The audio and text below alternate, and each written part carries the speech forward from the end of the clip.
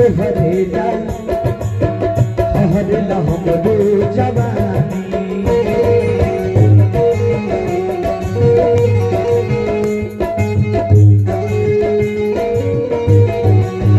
भइल बाटे जिया ई पति हर पिया खोज सवाती के पानी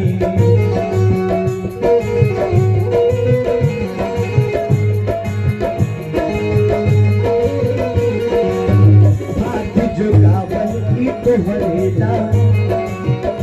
हरेला हमरो जवानी काहे बदे जो हत्या होतिया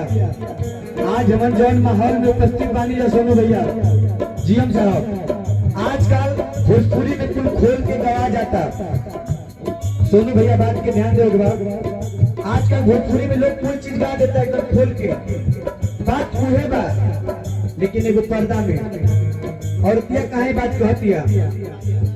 भइल बाटे जिया ई पति हर पिया खोज सवाती के पानी हाथ जो गावल की तो हरेला हरेला हमरो जवानी कब खियाई बात पर सोती के मसाला कब खिया जला जब लड़का हो जला वही मसाला उछवानी उछवानी भरेला कहतिया कि जब आइबा तबे न होई कब खियाइबा परसौती के मसाला